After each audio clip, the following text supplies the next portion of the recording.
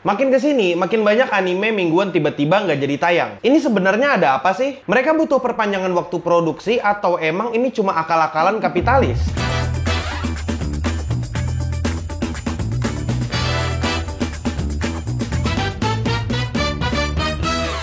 Halo para wibu denial, hari ini aku mau membahas tentang industri anime. Industri anime belakangan ini lagi berkembang banget. Dulu di setiap season, anime itu cuma ada 10-15 judul. Tapi dalam waktu 3-5 tahun ke belakang, dalam satu season itu bisa ada 40-50 anime. Makanya, yang dulunya kita happy waktu nonton anime baru, sekarang jadi enek. Iya wajar kalau enek, karena sekarang udah kebanyakan animenya. Dan gak ada waktu juga untuk nontonin semuanya. Apalagi dari 50 judul, biasanya yang bagus itu cuma satu anime. Bahkan di season itu mungkin gak ada anime yang bagus sama sekali. Tapi pas anime lagi banyak-banyaknya, kenapa yang break tengah jalan itu juga banyak? Kayak misalnya Attack on Titan, yang katanya sih udah season terakhir, tapi season terakhirnya itu punya banyak part. Atau contoh yang terbaru, kayak anime Zom 100. Itu anime bisa skip satu episode nggak tayang dulu. Jadi apa sih penyebabnya? Kenapa anime itu bisa break? Atau kenapa bisa delay dan nggak tayang sesuai jadwalnya? Pertama, karena ada program TV lain yang lebih urgent untuk ditayangkan. Contohnya itu kayak Hari Olimpiade, atau hari memperingati sesuatu di Jepang. Contoh ini bisa kita lihat dari anime Zom 100. Anime ini kebetulan bertabrakan dengan acara lain di TV yang jauh lebih penting. Jadinya mereka mesti ngalah dan nayangkan episodenya di minggu depan. Kejadian kayak gini itu salahnya siapa? Ya bukan salahnya siapa-siapa sih. Yang salah itu kalau kalian gak beli baju kode redeem yang bisa dibeli di bit.ly/tokocs. Alasan kedua, karena animenya belum selesai. Kita tuh suka anggap kalau anime yang lagi tayang itu adalah anime yang sudah selesai. Kayak YouTube video yang tinggal upload sama scheduling doang. Tapi ternyata banyak anime yang walau sudah tayang, tim produksinya itu masih dalam proses keyframe atau mungkin VFX dan lain-lainnya. Intinya, itu anime belum kelar. Bahkan ya, kasus terburuknya itu ada anime yang harusnya tayang buat minggu depan, tapi ternyata animenya masih jauh dari kata selesai. Bahkan ada kasus di mana animenya itu baru dikirim H-3 jam sebelum tayang di TV. Kenapa sih animenya belum selesai diproduksi tapi udah dirilis? Nah, ini kapitalis aja sih. Daripada hype-nya turun, mending dirilis cepet-cepet buat ngejaga hype-nya. Ya, ini memang standar industrinya seperti itu, tapi ada yang lebih kapitalis dari itu. Daripada karyawanku nganggur, mending kerja sambil tayang. Maksudnya gimana? Ya, maksudnya kayak gini. Misalnya, anime diproduksi untuk ngisi selama 10 minggu. Nah, pas udah kelar semua, 10 minggu berikutnya itu staffnya belum tentu pada kerja kan? Daripada dikelarin terus nganggur berharap dapat kerja, akan lebih efisien kalau staff itu kerjanya sambil tayang. Hal ini bisa disebut sebagai sistem kejar tayang. Secara duit sih ya bisa dibilang untung banget karena nggak ada waktu yang tidak terpakai dalam waktu produksinya. Tapi kekurangannya ya jadi kebut-kebutan, antara animenya jadi nggak proper atau mungkin animenya nggak jadi sekalian dan akhirnya berujung pada minggu depan kita nggak bisa tayang, kita lanjut minggu depannya lagi. Nah, kayak gitu ujung-ujungnya. Tapi ada yang lebih parah dan ini poin yang terakhir itu nggak ada staff yang ngerjain. Maksudnya gimana tuh nggak ada staff yang ngerjain? Aku bakal langsung kasih contoh aja. Contohnya adalah Isekai Oji-san. Tiba-tiba anime ini dari episode 8 ke episode seterusnya itu delay dan nggak tahu delaynya sampai kapan. Alias delaynya nggak ditentukan sama pihak studionya. Pertanyaannya, ini delay apa bubar? Ternyata setelah diselidiki, sutradara dari anime ini bener-bener cabut. Dia nggak mau ngerjain lanjutan episodenya. Lah, kok bisa kayak gitu? Kok bisa cabut seenaknya? Ternyata alasan dia cabut ya karena nggak ada staff yang ada, nggak ada staff yang available buat ngerjain itu anime. Ya kalau aku jadi dia, aku juga cabut. Ngapain aku tinggal di sana buat ngerjain semuanya sendiri? Aku nggak tahu ya bagaimana proses detailnya animasi Isekai Oji-san itu menjadi sefakap itu. Tapi ya kok bisa-bisanya gitu loh. Gak dapet staff untuk ngerjain anime. Yang mau disuruh bikin anime siapa? Hantu. Kalau dari awal udah kayak gitu, kenapa nggak dari awal aja ditunda animenya? Nggak usah ditayangkan dulu. Kenapa nggak tunggu selesai baru ditayangkan? Dan asli ini aneh banget. Industrinya emang fuck up. Barang belum jadi tapi udah dipublish. Dan itulah kenapa kira-kira anime bisa tiba-tiba delay, tiba-tiba tayang seenak jidatnya. Aku yakin masih ada alasan lain, tapi mungkin 3 alasan ini udah cukup lah untuk mengcover sebagian besar dari industri anime ini, terutama masalahnya. Ya udah, mungkin itu aja dulu. Kalau mau tanya-tanya tentang industri anime, kalian bisa komentar di bawah, atau misalnya mau tahu lebih lengkapnya tentang anime-anime yang delay dan apa yang masalah di produksinya, kalian bisa komentar di bawah. Dan itu aja dulu, aku admin Yami, stay clean and sound. Tapi kok bisa gitu ada